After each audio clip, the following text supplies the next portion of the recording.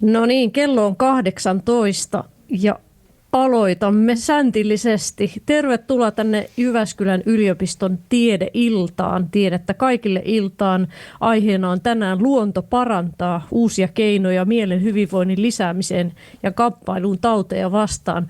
Itse täällä kamppailen kotona tautia vastaan, eli päätettiin tässä viime hetkellä, että parasta, että jään tänne kotiin, eli on sen verran flunssainen olo, mutta tänä iltana toivottavasti saan jotain uutta tietoa siitä, että tuleeko jotain uusia keinoja flunssan selättämiseksi mahdollisesti luonnon antimista. Ja meillä on täällä jälleen erinomaiset asiantuntijat paikan päällä. Meillä on virologian professori Varpu Marjomäki siinä vasemmalla. Sitten on yliopiston lehtori, faakitutkija Matti Jalasvuori. Ja sen lisäksi meillä on vielä kehityspsykologian yliopiston lehtori Katri Savolainen. Ja meillä tulee nyt niin kuin monesta näkökulmasta tätä luonto parantaa teemaa, eli ihan tämmöistä, minkälaisia viruslääkkeitä sieltä luonnosta löytyy, mitä nämä faakit on ja miten niillä voidaan, ne on tämmöisiä luonnon keinoja estää bakteereita ja sitten millä tavalla luonto hoitaa mieltä ja psyykkistä hyvinvointia lisää. Ja tavalliseen tapaan voi lähettää kysymyksiä sieltä WhatsAppin kautta, eli se numero näkyykin siinä screenillä, mutta mä vielä sanon sen ääneen, eli 050 466 3133. Sen lisäksi sinne chattiin voi kirjoittaa kysymyksiä ja minä jälleen täältä katselen omasta kännykästäni, niin sitten saan niitä kysymyksiä ja siinä paneelikeskusteluvaiheessa keskustellaan niistä. Tässä on ensin nämä lyhyet esittelyt vuorotellen. Kyselen vähän jokaiselta asiantuntijalta omasta tutkimusaiheesta ja näistä asioista ja sen jälkeen on se paneelikeskusteluvaihe ja yleisö voi siellä paikan päällä. Itse en tällä hetkellä tosiaan näe täältä kotoa sitä yleisöä, mutta siellä on kuulemma hyvä määrä ihmisiä paikan päällä ja otamme sieltä toki kysymyksiä myös. Eli voit sitten siinä vaiheessa, kun kyselen yleisökysymyksiä, nostaa reippaasti käden ylös, niin sitten siellä tuodaan mikrofoni siihen luokse ja voit esittää kysymyksen. Mutta tämä on nyt tämmöinen uusi konsepti sitten. Tämä olisi sopinut ehkä paremmin vielä siihen seuraavaan tiedeiltaan, jota voin ehkä jo tässä mainostaa, joka on 1.4. ja siinä puhutaan nimenomaan työn murroksesta ja tästä digitalisoitumisesta, etätyöstä ja kaikesta tämmöisestä, mutta olisi ehkä sopinut tämä etäily siihenkin, mutta toivottavasti silloin pääsen paikan päälle. Eiköhän tämä tästä mene ohi. Tervetuloa. Ja lähdetään pitemmittä puhetta. Pyydän Varpu Marjomäkeä ensin tähän kertomaan omasta tutkimuksestaan. Eli sinä tutkit viruksia, monenlaisia viruksia, entoreviruksia ja tämmöisiä, ja olet tutkinut luonnosta saatavia yhdisteitä. Eli sieltä, minkälaisia yhdisteitä siellä luonnossa on? Mistä niitä semmoisia hyviä viruksia tappavia yhdisteitä löytyy ylipäätänsä?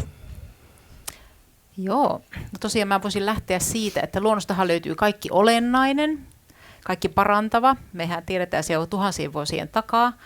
Mutta siis puut ja kasvit ja sienet, nehän on harjoitellut näitä taudin aiheuttajia vastaan jo satoja miljoonia vuosia, paljon pitempään kuin ihmiset. Eli ne on oppinut tavallaan taistelemaan erilaisia viruksia ja bakteereja vastaan.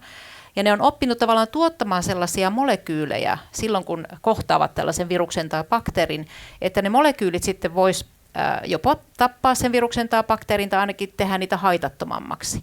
Ja nyt jos me ajatellaan, että meillä on ihan hirveästi viruksia, kymmeniä tuhansia, niin varmaan niitä kasvinviruksia ja ihmisen viruksia niin kuin yhdistää monia asiat. Ne on rakenteellisesti samanlaisia tai muita ominaisuuksia, jolloin varmaan ne kasvien tuottamat molekyylit voi myös varmaan taistella näitä meidän viruksia vastaan.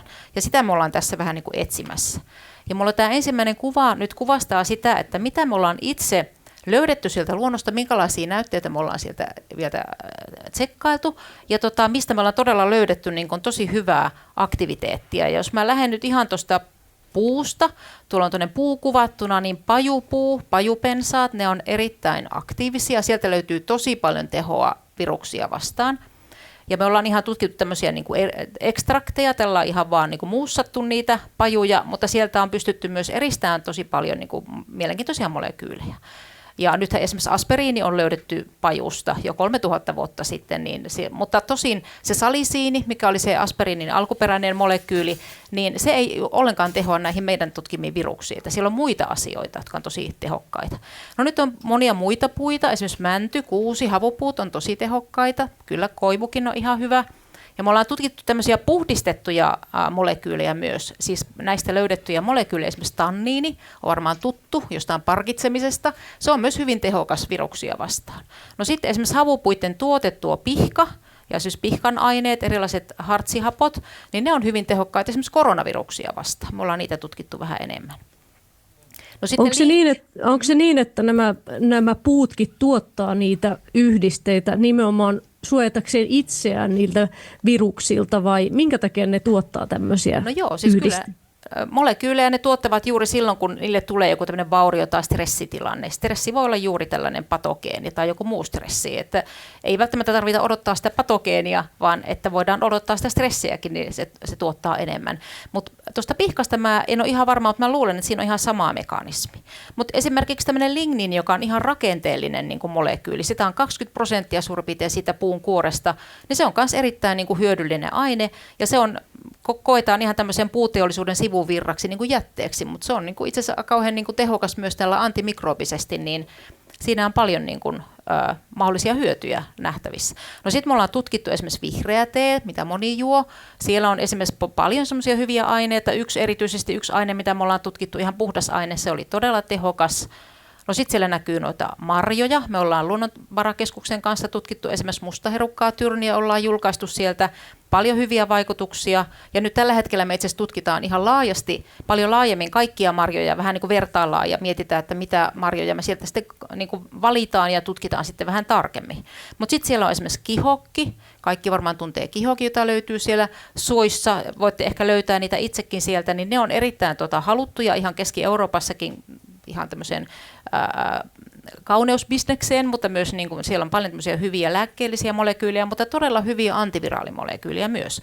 Ja tuossa on siinä kihokin vieressä on niin vihreämpi kihokki, niin se on labrassa kasvatettu. Et Luonnonvarakeskus on esimerkiksi ihan kasvattanut labrassa ja huomannut, että se on melkein yhtä hyvä kuin tuo niin kuin luonnossa löydetty. Ja se sienet on esimerkiksi todella hyvä lähde. Meillä on jopa patentoitu semmoinen yksi sieni-applikaatiosovellus. No voisiko ajatella, että okei, että nyt kun mäkin on tässä nyt flunssassa, niin pitäisikö juoda vihreätä teetä ja mustaherukkamehua? Se on perinteisekin se mustaherukkamehu. Kyllä, ja kyllä mä niin kuin sanoisin, että ehkä mä ottaisin ne marjat ainakin tällä kokemuksella, mitä me ollaan siellä laboratoriossa tutkittu, niin mä ottaisin ihan tuoreena ne marjat pakkasesta. Koska kyllä me ollaan huomattu, että kyllä se vähän niin kuin häivyttää niitä tehoja sitten, kun lämmitetään ja kuivataan ja niin edespäin. Että kyllä mä ottaisin ne nimenomaan ihan tuoreena sieltä kourallisen ja laittaisin sinne myslin sekaan tai jotakin tällaista. Mutta kyllä nämä kaikki on hyviä, mutta niin kuin toi tee myös, että siinä joudutaan vähän niin kuin lämmittämään tämmöisiä aika herkkiä, metabolisesti herkkiä molekyyliä, niin se voi vähän heikentää niiden tehoa.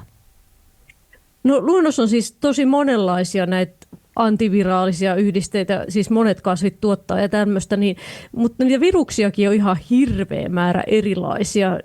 Kerrotko vähän, miten ne virukset eroaa ja miten niihin tehoaa eri yhdisteet? Joo, se on totta. Siis viruksia on monia kymmeniä tuhansia ja koko ajan tulee lisää. Mutta ehkä niitä voi niinku karkeasti jakaa kahteen ryhmään, että on kaikille tuttu jo tämä koronavirus, mitä uutisissa nähtiin, joka kerta tämmöisiä tappia tuossa päällä, niin se on koronavirus ja siinä on tyypillisesti semmoinen rasvavaippa päällä, joka tekee sen vähän itse asiassa heikoksi virukseksi sillä tavalla, että kun te saippuitte kädet hyvin, siinä on semmoisia rasvanolosia molekyylejä, niin se tuhoaa sitä virusta sen rakenteen. Ja samoin tämmöiset viinapohjaiset aineet, ne tuhoaa aika hyvin tuon viruksen, mutta siinä vasemmalla puolella on tämmöisiä viruksia, missä ei ole tätä rasvavaippaa, niissä on vaan semmoinen hyvin tiukka valkuaisainekuori, Ja se tekee näistä viruksista hirveän niin kuin stabiileja ja kestäviä. Ne voi olla vaikka esimerkiksi poliovirukset, niitä löytyy tuolta jätevesistä, maaperästä, pinnoilta. No nyt esimerkiksi olette kuulleet, että norovirus on aiheuttanut pienen epidemian tuolla Eduskuntatalolla, niin ne on semmoisia viruksia, jotka säilyy tosi pitkään aktiivisena pinnoilla. Eli näitä vaipattomia viruksia on aika vaikea itse asiassa tuhota, mutta niihin pitää sitten keksiä muita molekyylejä, jotka sitten voisi tuhota niitä vähän tehokkaammin. Ja sitten pitäisi varmaan muistuttaa myös semmoinen asia, että nyt kun me puhutaan mikrobeista myös niin kuin isona ryhmänä, niin se on niin kuin semmoinen ylätaso. Eli mikrobit käsittää virukset, bakteerit, siellä on alkueläimet, leväät, hiivat, homeet. Eli virukset on viruksia ja bakteerit bakteereja, mutta mikrobit on sitten kaikki tämä yhdessä. Ja tuossa mä oon yrittänyt piirtää nuo tai laittaa tämmöiseen niin kuin koko asetelman, eli nuo virukset, mitä äsken katsottiin, koronavirus ja enterovirus, niin ne on todella pieniä verrattuna bakteereihin. Bakteerit on tosi isoja. Ja sitten meillä kannattaa muistaa se, että antibiootit tehoaa noihin bakteereihin, mutta ei tosiaankaan tehoa sitten noihin viruksiin. Eli onneksi meillä on näitä rokotteita, mutta sitten kaikkiin viruksiin ei ole rokotteita. Niin meidän pitää sitten keksiä myös sellaisia molekyylejä, jotka sitten vois vähentää vaikka sitä infektiivisyyttä pinnoilta tai hajottaa niitä, että niitä olisi ihan niin paljon ympäristössä ja aiheuta niitä flunssia, niin kuin Marilla on nyt siellä kotona. Niin ja nämä flunssat on yleensä aika usein just viruksen aiheuttamia, että sitten jälkitautina voi tulla bakteeri, joka sitten tykkää esimerkiksi siitä limasta ja sitten rupeaa siellä lisääntymään. Kyllä. Vai miten se menee? Juuri näin, että esimerkiksi siellä niin kuin keuhkon syvyyksissä sitten voi tulla niitä bakteeri-infektioita, mutta itse asiassa myös monet virukset, niin kuin rinovirukset, ne voi aiheuttaa aika pahoja tulehduksia myös keuhkoissa, mutta ne tekee aika paljon yhteistyötä bakteerien kanssa, aiheuttaa vielä pahemman tulehduksen sitten sinne keuhkoihin esimerkiksi. No millaisia mekanismeja niillä molekyyleillä, te olette etsinyt näitä tämmöisiä viruksia tappavia yhdisteitä, niin miten ne toimii, miten ne vaikuttaa? Joo, no viruksia voi kyllä tuhota hyvinkin monilla erilaisilla tavoilla ja nythän virukset tarvii niin kuin ihmissolun, että se voi ylipäätään niin kuin monistua, ja silloinhan me voidaan myös kehitellä molekyyli, joka sitten tuhoaa niitä solun mekanismeja, että se virus ei siellä pysty monistumaan. Mutta ainakin näitä luonnon molekyylejä, kun me ollaan tutkittu, niin melkein kaikki on itse asiassa tehokkaimmillaan silloin, kun ne sitoutuu itse siihen viruksen pintaan. Ja ne joko hajottaa tai sitten stabiloi sen viruksen sillä tavalla, että se ei pääse niin kuin avautumaan, koska sen viruksen pitää kuitenkin syöttää se oma perimänsä sinne soluun, että se monistuminen jatkuu. Ja nyt tässä esimerkiksi tuossa vasemmassa kuvassa me ollaan tutkittu on vihreän teen aktiiviainetta. Me huomattiin, että se oli todella tehokas. Se oikeastaan niin kuin superstabiloi sen viruksen, että se virus ei niin kuin todellakaan päässyt avautumaan, eli se ei pysty silloin infektoimaan. Ja me katsottiin sitten, että miten se sitoutuu tuo molekyyli sitten tuonne viruksen pintaan, niin me huomattiin, tuolla on tämmöinen viruksen kuva ja ihan pientä aluetta siinä vaan kuvattu, ja me havaittu, että ihan tuommoisellakin pienellä alueella se on sitoutunut noin 5-6 kohtaan siinä viruksen pinnassa. Ja se tapahtuu siis koko sen viruksen pinnalla. Eli todellakin se sitoutuu niin hyvin siihen pintaan, että se tekee melkein semmoisen suojakuoren siihen viruksen pintaan, että se virus ei pääse avautumaan, eli se totaalisesti niin kuin inaktivoituu.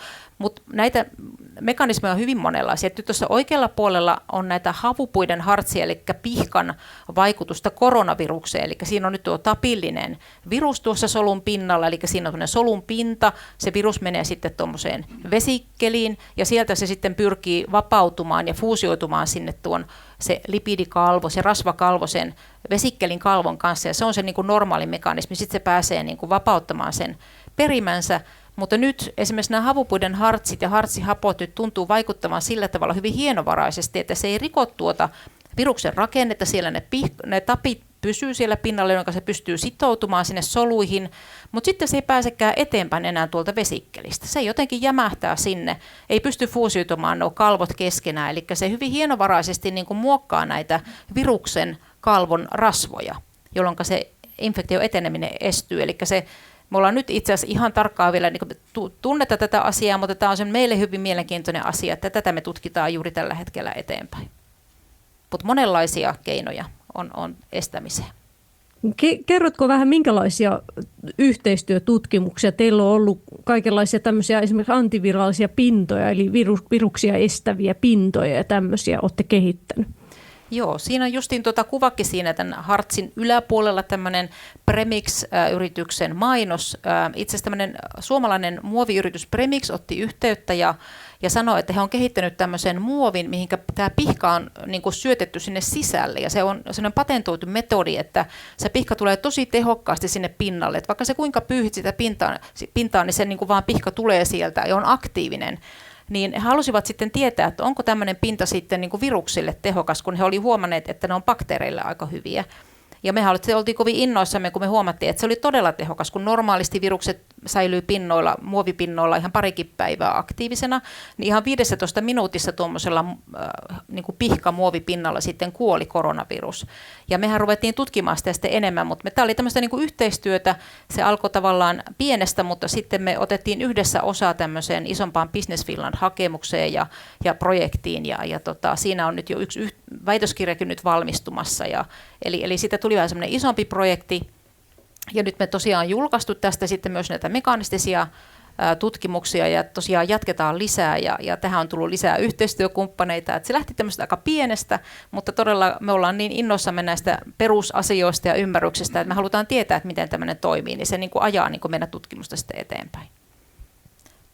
Miten ylipäätänsä teillä on siis niin kuin näitä yhteistyöprojekteja, niin miten tämä tutkimus ja tuotekehitys, miten hankalaa tai työlästä se on, että saataisiin oikeasti uusia lääkehoitoja ja tämmöisiä virustorjunnan menetelmiä? Että mitä se vaatii? Joo, kyllä se vaatii tosi paljon aikaa ja en sano tupakkia, niin kuin ennen oltaisiin sanonut aikaa ja tupakkia, mutta ei tupakkia, vaan aikaa ja rahaa ja semmoista innostusta.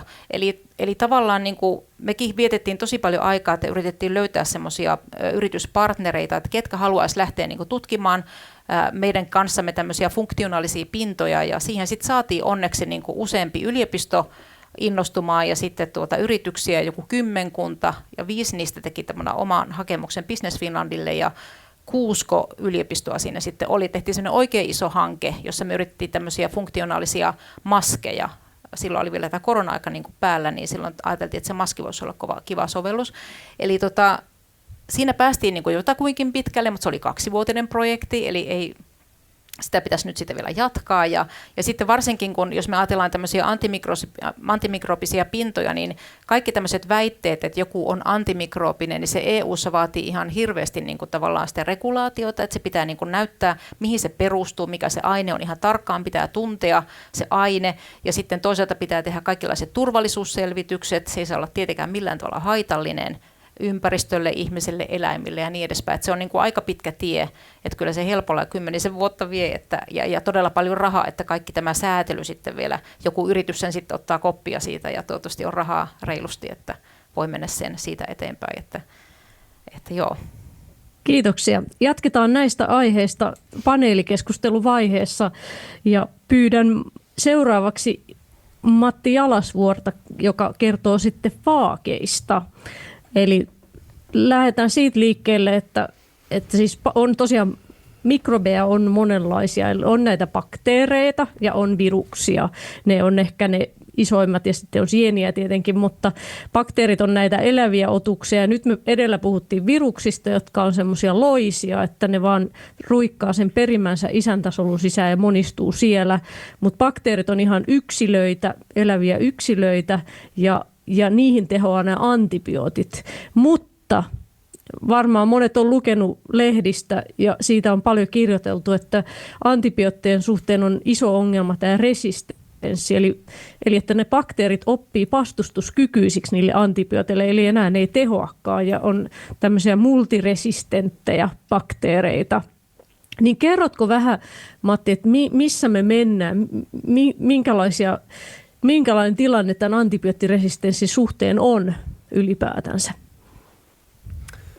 No, antibioottiresistenssi on tietysti lopulta aika laaja termi ja bakteereita on hyvin paljon erilaisia. Mutta tuossa on tämmöinen kuva muutaman vuoden takainen tämmöinen meta-analyysi, jossa tutkittiin koko maailman tietyn bakteerin resistenssitasoja, kun ne aiheutti infektioita potilailla. Ja tuo Acinetobacter baumannii, joka on tämmöinen bakteerilaji, niin tuolla huomataan, mitä tummempi punainen väri, niin sitä epätodennäköisemmin antibiootti on vaikutuskykyinen näitä bakteereita vastaan. Ja esimerkiksi tuossa tapauksessa nähdään, että siellä on alueita, jossa käytännössä aina, jos sä saat tämmöisen bakteeri-infektion, niin tavallisimmat tehokkaat lääkkeet ei enää pelitä. Ja sillä on monenlaisia vaikutuksia tähän maailmaan. Et tuo tietty bakteeri, mikä tuossa just on mainittu, niin se esimerkiksi konfliktialueella on hyvin tämmöinen merkittävä patogeeni. Ja itse asiassa hyvin iso osa sotilaista, haavoittuneista sotilaista menehtyy lopulta näihin bakteeri-infektioihin, jopa puolet. Eli se sota ja siihen kuolevat ihmiset ei välttämättä aina kuole siihen luotiin tai johonkin muuhun asiaan, vaan sitten haavoittumisen jälkeen näihin bakteeri-infektioihin, joihin sitten ei enää perinteiset lääkkeet toimi, eikä ainakaan ne kaikista tehokkaimmat lääkkeet, joita meillä on näitä vastaan olemassa.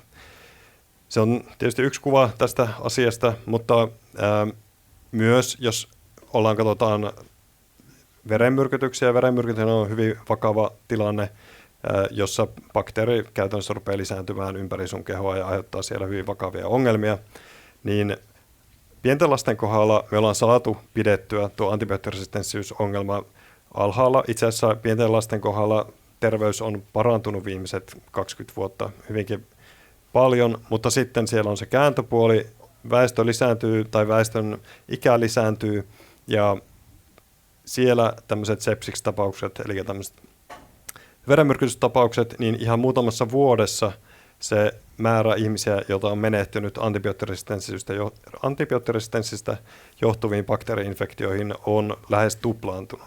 Ja demografia muuttuu siihen suuntaan, että väestö ikääntyy, bakteerit muuttuu enemmän ja enemmän vastustuskykyiseksi, niin tilanne ei ainakaan näillä näkymin ole menemässä parempaan suuntaan.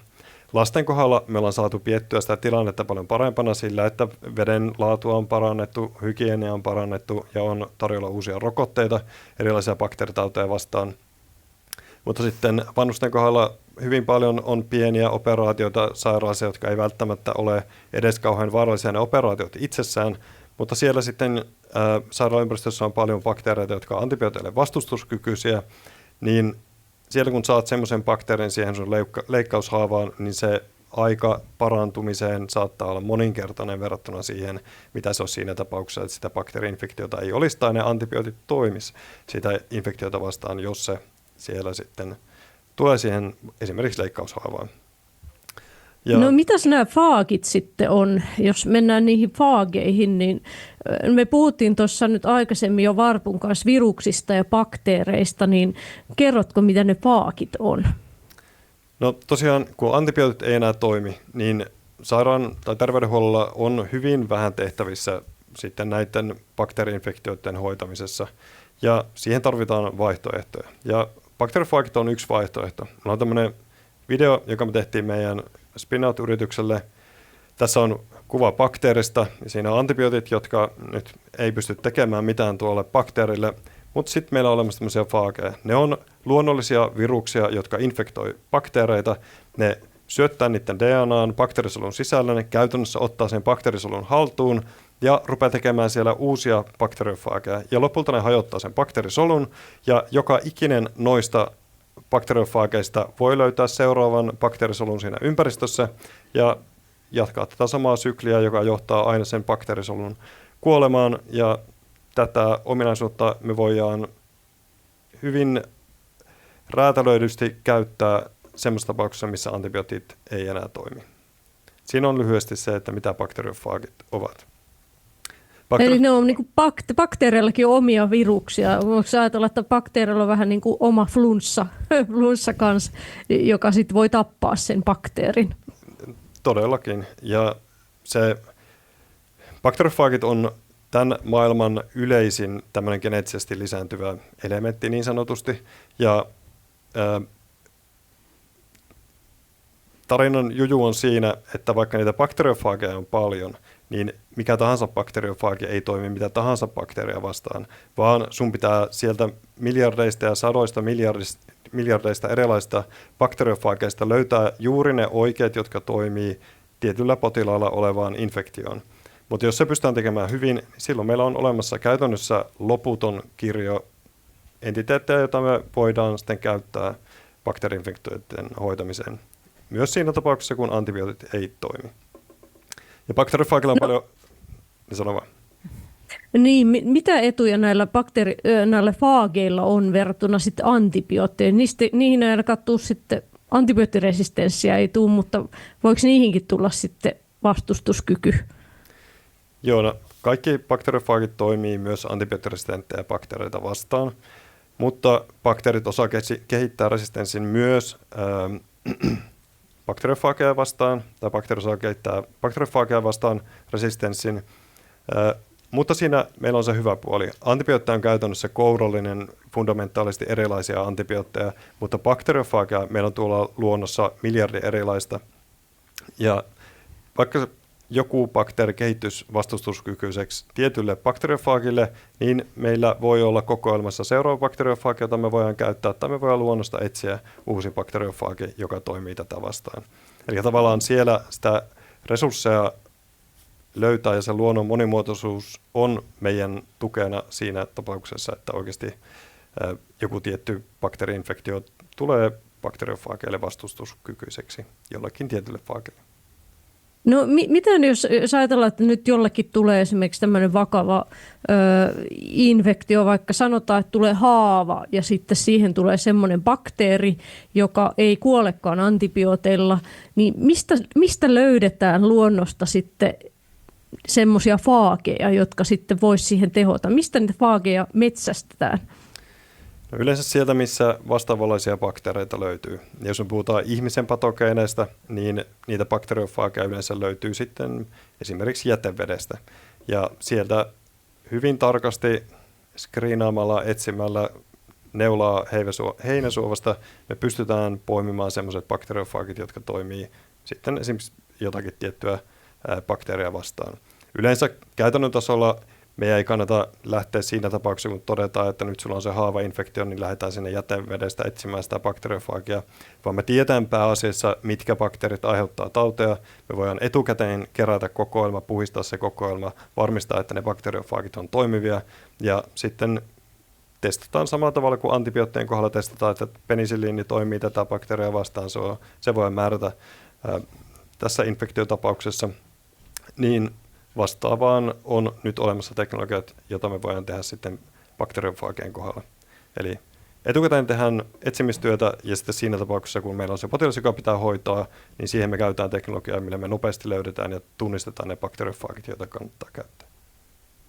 No, missä vaiheessa nyt siis mennään näin faagihoitojen kanssa? Siis, että onko niitä jo käytössä ja käytetäänkö niitä Suomessakin ja missä siis ollaan menossa?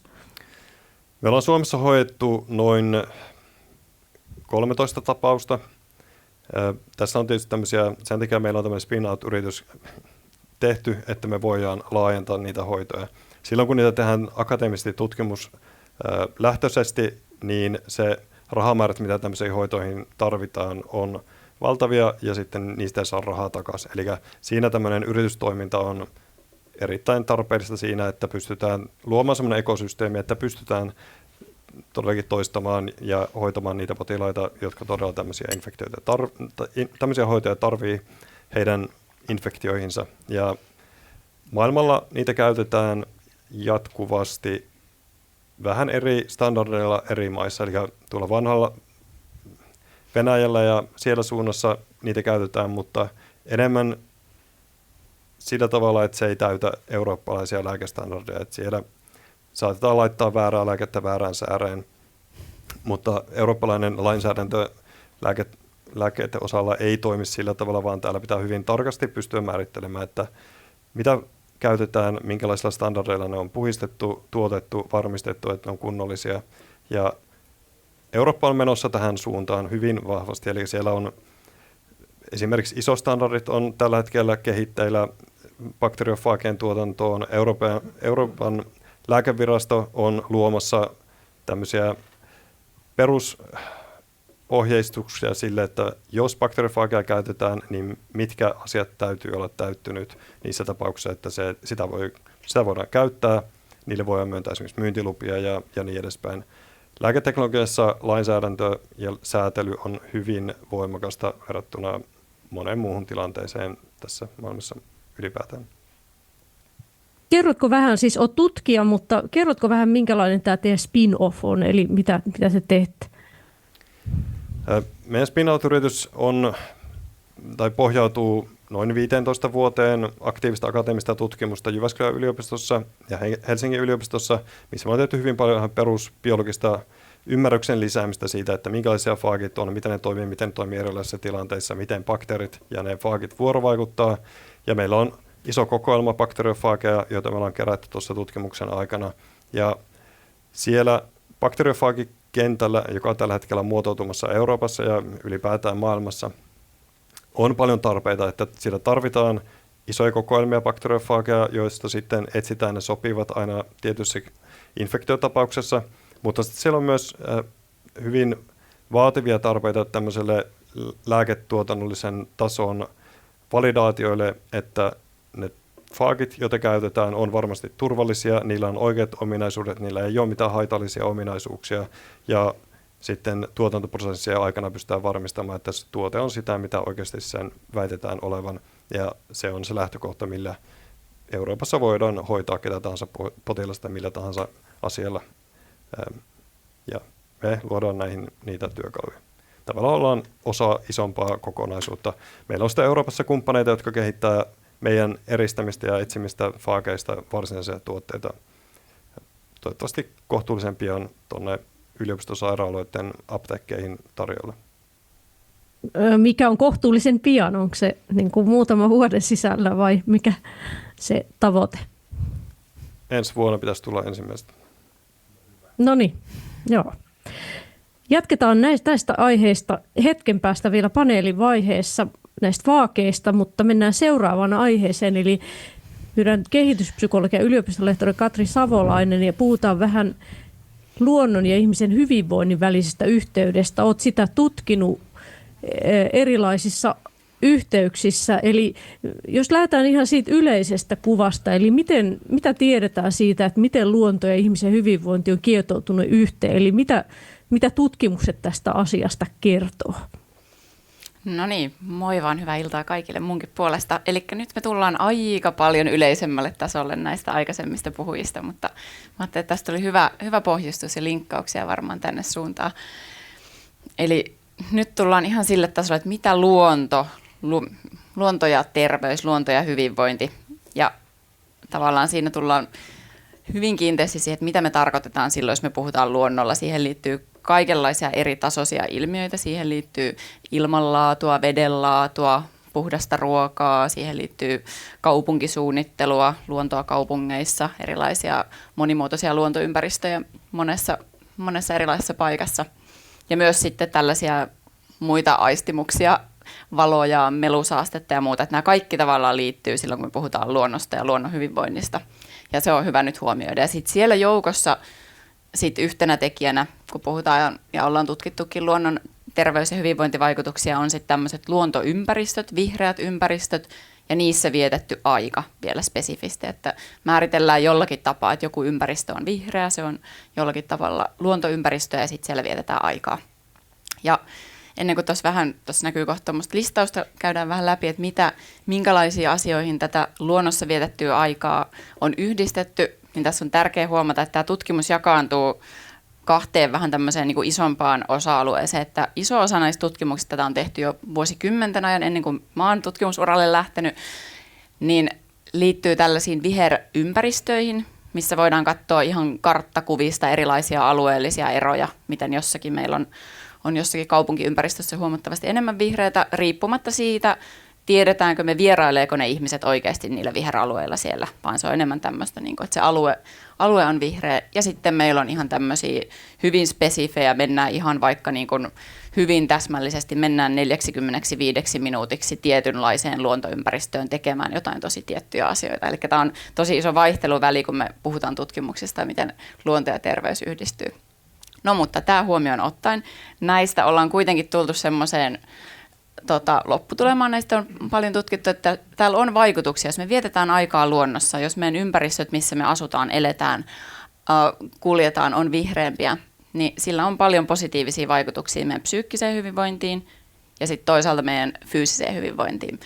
Tässä saattaa olla mekanismitasolla, liikutaan varmaan tässä, osa näistä mekanismeista voi liittyä näihin mikrobiomeihin, niissä tapahtuviin muutoksiin tai sitten myöskin bakteereihin, tämmöisiin matalasteisiin tulehdustiloihin, mutta joka tapauksessa näitä psyykkisiä vaikutuksia, mitä on tunnistettu, niin on kognitiivisia, voi olla tarkkaavaisuus, voi olla elpynyt tämmöisen luontovierailun jälkeen, lapsilla jopa tämmöiset ADHD-oireet voi lievittyä sen jälkeen, heidän toimintakykynsä voi olla parempaa, ahdistus, masennus, mielialaoireisiin monenlaisiin, mielialahäiriöihin jopa ihan diagnosoituihin, ja sitten yksi iso, mikä linkkaantuu sitten toki näihin mielialahäiriöihin ja mielenterveyteen ylipäätään, niin on stressi, mikä näyttää siellä semmoisena näitä yhdistävänä tekijänä olevan vahvasti. Mutta sitten toki silloin tämmöisiä sosiaalisiakin ilmiöitä tunnistettu, että tämmöistä sosiaalista yhteenkuuluvuutta voi lisätä, jos ollaan yhdessä tämmöisessä luontoympäristössä verrattuna sitten kaupunkiympäristössä. Ja sitten mitä fyysisiin terveysvaikutuksiin on, tuossa on tuommoista listausta, eli siellä on tämmöisiä hyvin ihan sairauksiin, kakkostyypin diabetekseen, sydän- ja verisuonitauteihin, kuolleisuusriskeihin, eli näillä alueilla, missä on vihreämpää ympäristöä, monimuotoista vihreätä luontoa siinä lähellä, niin siellä on kuolleisuusriskit on matalampia, sydän- ja aivo- ja verisuoniperäisiä.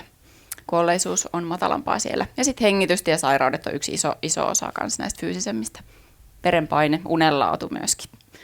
Et tässä tämmöisiä, niin kun, mitä nyt on sillä suht hyvin jo aiemmasta tutkimuksesta löydetty tällaisia yhteyksiä aikuisilla erityisesti. Suuri osa näistä tutkimuksista on painottunut nuoriin ja aikuisiin, niin kuin aikuisväestöön pääasiassa.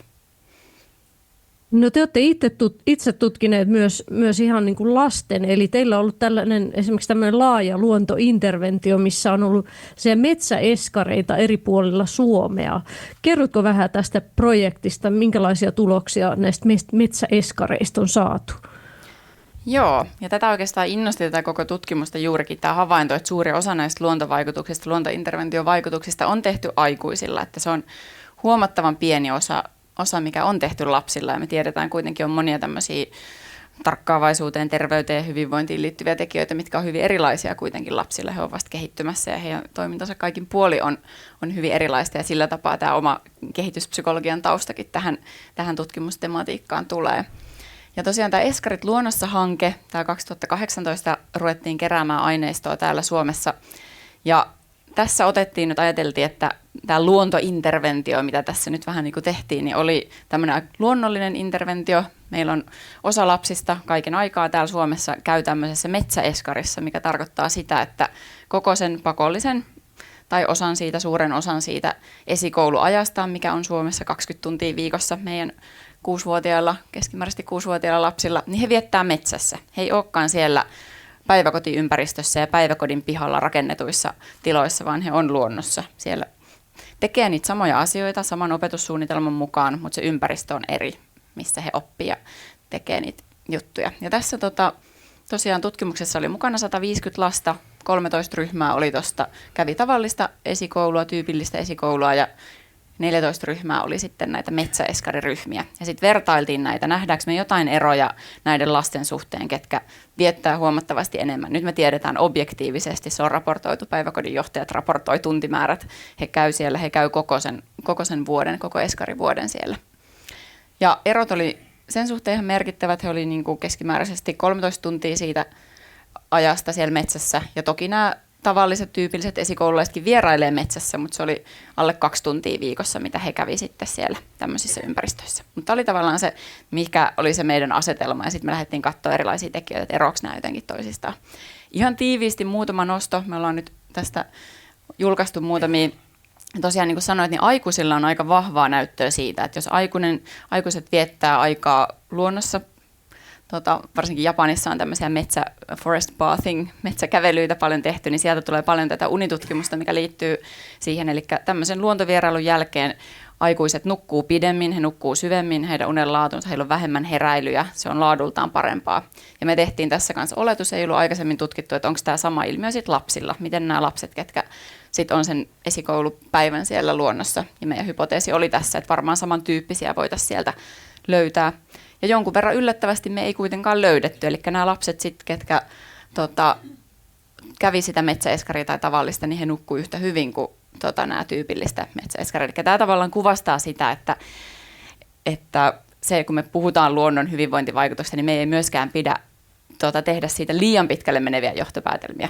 Eli tässä on pientä sellaista, mitä on tunnistettukin noissa review-tutkimuksissa, eli tämmöisissä kokoomatutkimuksissa, että siellä saattaa olla pientä semmoista harhaa sen suuntaan, että ajatellaan, että se luonto itse asiassa tuottaisi vielä ehkä vähän enemmän, helpommin julkaistaan niitä semmoisia hypoteesin mukaisia tuloksia, semmoista, mitä vähän odotetaankin. Mutta joka tapauksessa he nukkuu yhtä hyvin, ei huonommin myöskään. Ja toinen oli, mitä katsottiin, niin oli sitten koulutaitoja. Ne oli tällä hyvin karkealla tasolla.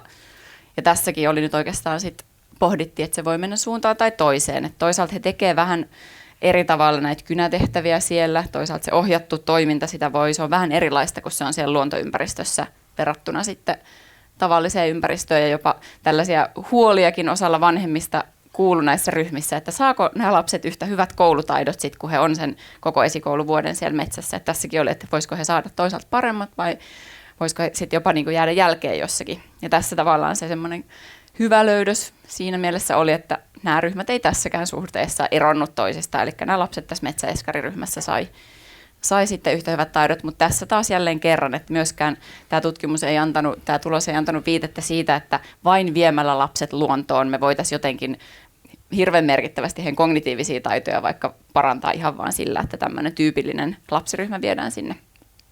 Toki sillä sitten muita vaikutuksia voi olla. No sitten kolmas vielä, mikä on kiinnostava, mikä liittyy näihin hyvinvointivaikutuksiin luonnosta ylipäätään, niin on luontosuhde. Ja se on tavallaan, jos ihan lyhyesti sitä määrittelee, niin se on semmoinen subjektiivinen kokemus siitä, mitä mä ajattelen, mitä mä tunnen, miten mä koen itseni osana luontoa.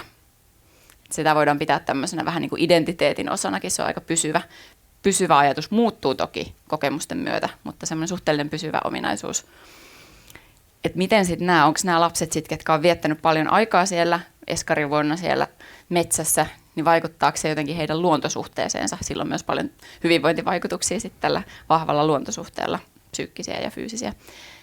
Ja tässä tuli ihan kiinnostavasti havaittiin, että erityisesti tämä tämmöinen luonnosta huolehtiminen oli se näillä lapsilla, ketkä metsäeskaria kävi, niin oli vahvempi siellä käymisen jälkeen. Ja sitten pikkusen katsottiin, tuossa oli vielä tuommoinen kuva, mikä näkyy aika pienellä kyllä, mutta sitten katsottiin vähän tarkemmin, että onko jotain muita taustatekijöitä, mitkä sitten näillä lapsilla siihen voisi vaikuttaa, niin esimerkiksi tämmöinen älypuhelimien käyttö oli yksi semmoinen ihan selkeä, yksi vahvimmista tuloksista siellä, että mitä enemmän lapset käytti älypuhelimia riippumatta sieltä luonnossa vietetystä ajasta, niin sitä heikompi se heidän luontosuhteensa oli.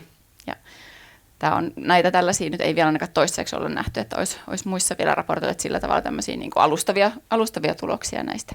Myös vähän oli perheen koulutustaustalla oli myös vaikutusta, semmoisia yksittäisiä havaintoja tehtiin kanssa, että matalamman koulutustaustan perheen lapset, he koki enemmän tämmöistä niin kuin iloa ja jotenkin enjoyment, tällaista niin kuin, he sai enemmän iloa siitä metsässä ja luonnossa olemisesta. Miten muuten se metsäeskari, niin onko se siis niin, että ne lapset on niin kuin koko ajan ulkona luonnossa vai onko siellä joku rakennus, missä ne tekee niitä eskarit tämmöisiä töitä sitten ja syö ja tämmöistä? Joo. No tämä vaihtelee, siinä oli pientä. Osa eskareista oli ihan koko sen ajan, sen koko 20 tuntia. He myöskin ruokaili, siellä saattoi olla tämmöinen kota, se on aika tyypillistä, että siellä jonkun päiväkodin läheisyyteen siellä on joku laavu tai kota, missä he sitten käy ja monesti tämmöinen huussi tai muu, ja nämä on eskari-ikäisiä, että semmoisia nukkumapaikkoja he ei enää siinä tarvitse, tämmöisiä päiväunitarpeita ei ole. Ja sitten he käy tiettyinä päivinä joitakin tunteja sitten siinä jonkun päiväkodin tiloissa sitten tekemässä semmoisia sisätehtäviä, mutta hyvin monenlaista kirjainharjoittelua ja laskuharjoittelua ja muuta pystytään siellä luonnossa tekemään ihan niillä luonnonmateriaaleilla, että siinä ei tarvita sitä pöytätason työskentelyä, että tavallaan se opetussuunnitelma on sama ja sitä toteutettiin siellä sitten niillä välineillä, mutta pientä vaihtelua siinä osa oli vähemmän, osa oli puolet ja osa oli ihan täysin, mutta keskimäärin oli niinku sen 14 tuntia siitä 20 siellä nämä ryhmät.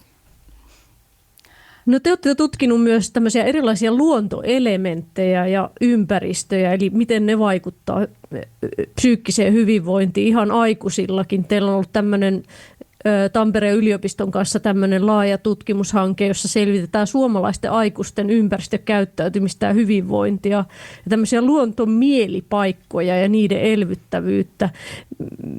Missä ihmiset haluaa olla? Mitä on ne luonnon mielipaikat ja minkälaisia havaintoja tähän hyvinvointiin liittyen olette tehneet? Joo, tämä on tosiaan yliopistoprofessori Kalevi Korpelan vetämä luonnostaan toimiva hanke, joka edelleenkin aineiston keräys jatkuu, mutta nyt nämä on ensimmäisiä tuloksia, mitä nyt tästä hankkeesta ollaan saatu. Mä oon siinä ollut itse tutkijana mukana.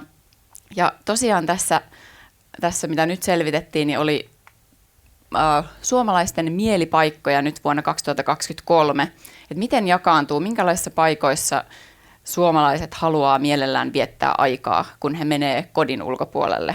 Ja ne on tyypillisesti luontokohteita. Se näkyy näistä jakaumista, mitä on tähän kuvattu vähän tähän. Ja sitten toinen seuraava aihe sitten oli, ja tutkimuksen kohde oli sitten se, että eroaako sitten se jotenkin, että mikä se mielipaikka on. Palautuuko jossain tietyssä mielipaikassa paremmin? Elpyykö stressistä? Elpyykö jossakin paikassa paremmin?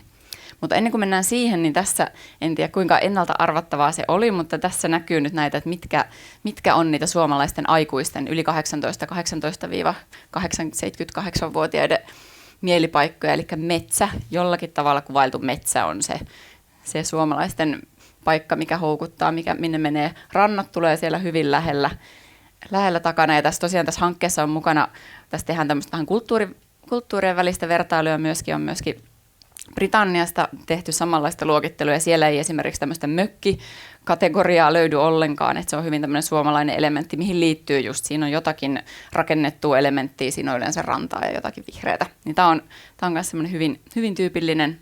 Sitten löytyy rakennettua luonnonyhdistelmää, mitä on puistoja, monesti reittejä, missä liittyy vahvasti se, että siellä tehdään jotakin siellä luonnossa. Se oli semmoinen niin kuin silmiinpistävä elementti siinä.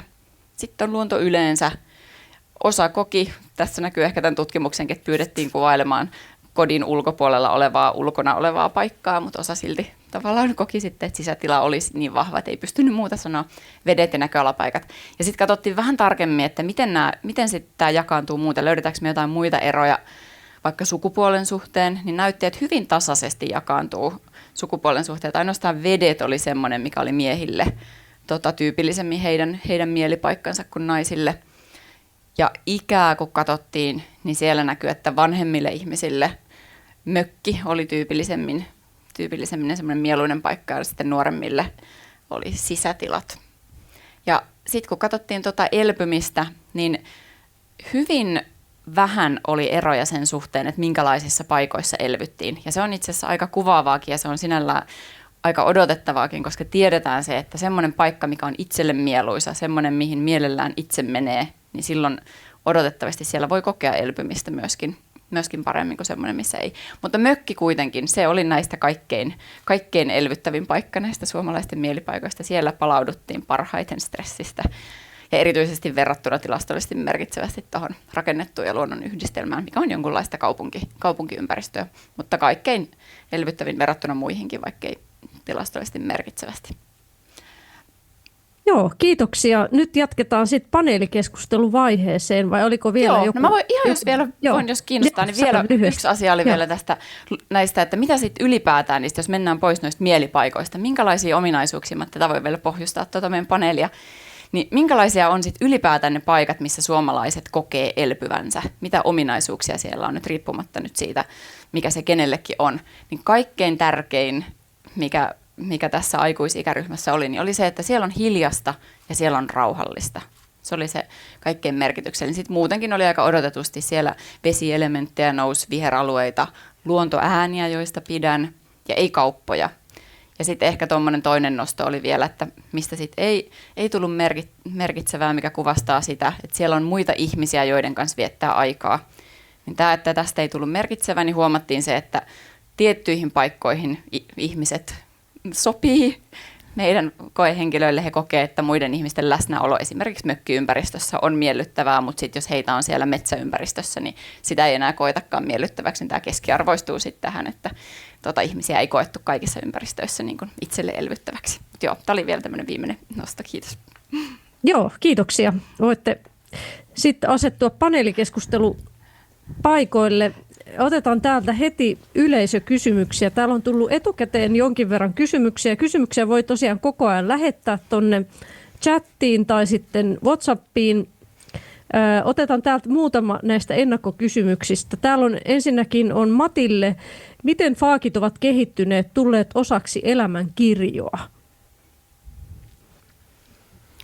No se on hyvä kysymys. Siihen ei varmaan ihan täydellistä tieteellistä vastausta ole, mutta näyttää siltä, että maapallolla elämä on alkanut noin 4 miljardia vuotta sitten, ja faakit ja virukset, jotka infektoivat tämmöisiä mikrobeja, niin ne on syntynyt jopa ennen kuin meillä on syntyneet ensimmäiset varsinaiset bakteerit. Se vaan kertoo semmoista tietynlaista tarinaa siitä, että ne faakit, joita me nyt käytetään tänään tuolla hoidossa, niin ne on 4 miljardia vuotta käynyt semmoista taistelua bakteereita vastaan, ja sen takia ne on aika tehokkaita siinä tehtävässä, mitä ne tekee. Ja se on yksi tämmöinen, kuka ei tiedä oikein täysin, miten elämä on saanut alkunsa maapallolla, niin se, että me yritetään ymmärtää, miten bakteerit on saanut alkunsa maapallolla, mutta sitten myös nämä faagit ja virukset, että miten ne on saanut alkunsa siellä aivan elämän puun tyvessä, niin ne saattaa olla osa sitä samaa yhtälöä, ja se on ehkä sellainen toinen kääntöpuoli, joka sitten on vaan jatkanut elämänsä koko olemassa olevan elämän historian ajan tällä planeetalla. Niin, että muinaisista olioista on kyse näiden faakien kohdalla. Kyllä, ne on totta kai tietysti kehittynyt ja monimuotoistunut, niin kuin kaikki muukin elämä tällä planeetalla. Niin se menee varmaan sillä tavoin, että ikään kuin se elämässä tai tuolla eliömaailmassa se on niin kuin jatkuvaa kilpailua, että bakteerit kehittää itseään, jotta ne faagit ei pystyisi tappamaan niitä ja faagit kehittää itseään, jotta ne pystyisi tappamaan. Eli ikään kuin kilpajuoksua tämän evoluution kanssa, että koko ajan molemmat kehittyy. Kyllä joo, ihan ensimmäiset bakteriofaagit, mitä tässä maailmassa on ollut, ne on varmasti olleet niin yksinkertaisia, että niillä ei olisi mitään toivetta selvitä tämän päivän maailmassa, mutta koska ne on kehittynyt myös sen 4 miljardia vuotta, niiden, kun bakteerit on myös kehittynyt samaan aikaan, niin ne on pysynyt siellä juoksussa mukana. Totta kai siellä valtava osa bakteriofaageista on kadonnut matkan varrella, mutta yhä edelleen niitä on valtavasti, jotka eivät ole kadonneet ja toimivat. Sitten täällä on Varpulle kysymys viruksista, näistä antiviraalisista aineista. Eli mitä aineita on olemassa ja mitä kannattaisi lisätä ruokavalioon hyvinvoinnin edistämiseksi? Kannattaisiko niitä lisätä ruokavalioon? No joo, ja itse asiassa, jos niin kuin mä puhuin, kun sinäkin kaipasit jotain tukea sinun flunssaasi, niin miten me ollaan nyt marjoja tutkittu, niin mä oon niistä kauhean vaikuttunut, koska niitä on helppo saada ja löytää, ja jokaisella on niitä pakkasessa. Että se on se varmaan se kaikkein helpoin tapa niin kun saada ja tehdä ruokavalionsa terveellisemmäksi ja myös antimikrobisemmaksi. Ja varsinkin kun niitä voi saada sillä tavalla... Niitä voi saada, niitä voi saada niin kun, sillä tavalla tuoreena, että monesti se on kaikki prosessointi ja lämmittäminen ja muu, niin se niin kuin vähän heikentää niin kuin tällaisten molekyylien tehoa, mutta todellakin niin tietysti niin se mehumaijakin on aika rankka toimenpide, että siinä häviää niitä yhdisteitä. Et varmaan me halutaan ehkä myös tutkimuksessamme vähän niin kuin vertailla näitä erilaisia muotoja, että mitä niin kuin marjoja kun voi kuivata ja totta kai ne voi olla niin monella tapaa hyödyllisiä, esimerkiksi sitoo rasvaa ja ne on kuitua ja näin, mutta jos mä ajattelen vain ihan pelkästään niitä viruksia, niin silloin mä pitäisin ne mahdollisimman tuoreena ne aineet. Mutta tietysti niin luonnosta on kyllä sitten myös puhdistettu molekyylejä, mutta mä luulen, että sitten tietysti synteettisesti niitä on myös yritetty matkia ja syntetoida, että ne ei ehkä välttämättä ole aina ihan niin tehokkaita kuin sitten mitä luonnosta peräisin saadaan niitä molekyylejä, koska ne molekyylit on niin monimutkaisia, niitä sokeroidaan ja niillä on ihan tietynlaiset sivuketjut ja siellä on niin kuin ihan mahdoton ehkä niin kuin täysin synteettiset ja ihan niin juuri sellaisia molekyylejä kuin mitä se luonto pystyy tekemään, mutta tietenkin varmaan siis siihen pyritään, että kun löytyy joku oikein hyvä molekyyli, niin sitä kannattaa sitten ruveta synteettisesti myös tekemään, vähän niin kuin aspiriinikin, joka on vähän simppelimpi ehkä kuitenkin, niin auttaa kuumeeseen ja erilaisiin tulehdustiloihin ja näin. Mutta alun perinhan ne on kaikki tuolta luonnosta löydetty ja sieltä peräisin. Eli olisiko se niin, että jos mustaherukkaakin syö, niin kokonaisina pakastettuina, näin kesällähän niitä saa tuoreena, mutta talvella ei, niin se Kyllä. olisi se paras, Joo, että ja ei mehuna. Kyllä, ja se niinkään. pakastaminen säilyttää todella hyvin. Tiedetäänkö muuten muista näistä suomalaisten suosikkimarjoista, puolukka, mustikka, niitähän varmaan monilla on pakastimissa. Onko ne yhtä hyviä? Onko niillä antiviraalisia ominaisuuksia? Kyllä me ollaan huomattu eroja, me ollaan vielä julkaistu näitä, niin me haluamme niin. tehdä sen tutkimuksen hyvin, mutta on kyllä mielenkiintoista, että kyllä niillä on eroja. Tietenkin totta kai mitä viruksia me testataan. Me testataan näitä vaipallisia, vaipattomia, vähän erilaisia viruksia ja otetaan siihen myös bakteerit mukaan, että me halutaan ymmärtää, että mitkä niistä voisi olla hyvin laajakirjoisia, niin sellaisiahan tietysti halutaan syödä, mitkä niin kuin auttaa monenlaiseen, mutta kyllä niissä on selkeitä eroja, mutta että ollaan sen takia kauhean innoissamme, että me halutaan tietysti ehkä tutkia myös niitä, joista vähemmän nyt tunnetaan. Mutta kyllä mä voisin sanoa, että kaikki virukset tai kaikki marjat on jollain tapaa hyviä. Mutta ihan juuri, jos jotain yksittäistä virusta halutaan tutkia, niin voi olla, että jollakin ei ole tehoa sitten. Juuri tällä tietyllä marjalla ei ole juuri tähän virukseen, mutta jos niitä laitetaan vähän kouralliseen erilaisiin marjoja, niin se on varmaan aika varma. Niin, ja niillähän on muita hyviä terveysvaikutuksia Todellakin. joka tapauksessa, Ei se mene koskaan tiedetään. pieleen. Joo, juuri näin. Sitten on Katrille kysymys tullut chatista. Tässä on kyllä ihan selkeä tarve varjopaikoille myös olemassa, eli tämän pitäisi olla mukana aina myös julkisessa rakentamisessa, siis koulujen, päiväkotien ja muiden rakennusten edustajilla muutakin kuin asfalttikenttiä, eli puiden varjoja ja muita vastaavia tarvitaan, samoin istuimia. Kyllä, ehdottomasti. Kyllä semmoinen niin kuin monipuolinen vihreä ja vielä voisi sanoa ehkä, että monimuotoinen vielä, että ei pelkästään vihreätä nurmikenttää sit, vaan että siellä olisi sit vielä niin kuin monimuotoisesti, siellä olisi puiden varjoja ja sitten täytyy vielä tuohon aikaisempaan lisätä, että sitten jos siellä vielä sä voit tehdä jotakin, sä voit vaikka poimia itse niitä marjoja siellä, niin se voi jopa niin kuin toimia sekä sitten fyysisesti se voi madaltaa sun stressitilaa, mikä voi sitten osaltaan olla sitten sitä vastustuskykyä vahvistamassa, ja juuri näin, että siellä on, ja sitten jotenkin tässä on meillä monenlaisia yksilöllisiä tarpeita, että minkälaisia lapset toivoo, he viihtyy erilaisessa luontoympäristössä, heidän kaupunkiympäristö näyttää vähän erilaiselta kuin sitten jonkun muun, mutta että kyllä juuri näin, ja sitten se saavutettavuus siinä on ehkä se kaikkein tärkein, että se ei riitä, että niitä on, vaan että sitten sinne oikeasti myös pääsee.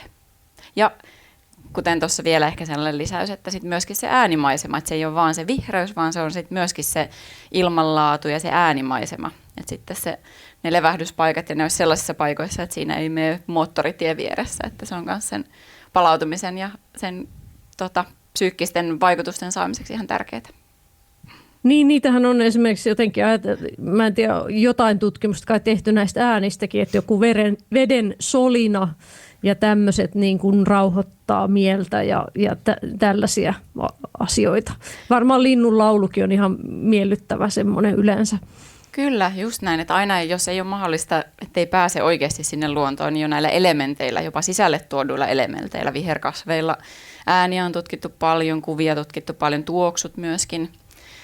Että kyllä, näillä voidaan saada sitten, ja just näitä linnunlauluja, että tässäkin se on monesti, että se ei ole vaan mikä tahansa luontoääni, vaan siellä on just näitä tiettyjä vesi- ja lintuja äänet on ne kaikkein vahvimmat. Mutta sitten jos siellä tämmöisiä niin kuin epämääräisiä karjahduksia taas kuuluu, mitkä on nekin luonnonääniä, niin niillä taas voi olla ihan päinvastaisia vaikutuksia. Että se on. Ja tähän liittyy sitten myöskin ne kokemukset siellä, että minkälaisiin asioihin sä liität jo aikaisemmista kokemuksista semmoisia myönteisiä asioita, että se ei ole pelkästään objektiivisesti jotakin. Ja tästä ihan kiinnostava tutkimushavainto oli tutkittaville, missä oli ihan täysin samanlainen kohina annettiin kuulokkeista ja toiselle ryhmälle kerrottiin, että tässä on vesiputouksen kohinaa ja toiselle kerrottiin, että on tehtaassa tämmöisen koneen ääntä. Niin nämä henkilöt, keille kerrottiin, että se on tämmöistä vesiputouksen kohinaa, niin he elpyivät ja heidän stressitasonsa paranivat. Ja sitten he, ketkä tästä samasta äänestä luuli näin, niin että siinä on tavallaan tämä tämmöinen psyykkinen prosessi myöskin mukana. Se kuvastaa jotenkin kivasti sitä sellaista niin kuin tietoisuuden merkitystä ja sen oman kokemuksen merkitystä myöskin niissä hyvinvointivaikutuksissa. Joo, toi on tosi mielenkiintoista. Ikään kuin se yhdistyy, että mihin se yhdistyy se ääni, niin sillä on noin iso merkitys siihen kokemukseen. On, ja samoin sitten se, että jos lähdetään sinne metsään, niin jos vielä metsään lähtiessä kertaa itselleen tai kaveri kertoo sulle, että nyt täältä luonnosta saan paljon hyvinvointivaikutuksia, niin silloin todennäköisesti ne vaikutukset on vähän vahvempia vielä, että siihen tulee tällaista vahvistuselementtiä sitten myöskin. Otetaan tässä vaiheessa, jos siellä on yleisöllä kysymyksiä paikan päällä. Täällä oli yksi kysymys liittyen faakeihin. Joo. Odotetaanko tuota mikrofonia vielä? Joo. Okei, ääneen. Niin siinä mielessä, kun näytit sitä maailmankarttaa, ja siellä oli sitten, miten ne bakteerit nyt on vastustuskykyiseksi tullut. Siellä oli yksi jyrkkä raja, missä oli minimi ja maksimi, ja se jyrkkä raja oli 1300 kilometriä. Onko nyt sillä lailla, että ootteko te jostain turvallisuusrahasta jo saanut jotakin, koska mun mielestä tämä kuuluisi turvallisuuteen. Tämä ei ole russofobiaa, mutta niin voisi ajatella, että se kuuluisi yhtä paljon sinne turvallisuuden puolelle jo nyt kehittää sitä. Olet täysin oikealla jäljellä.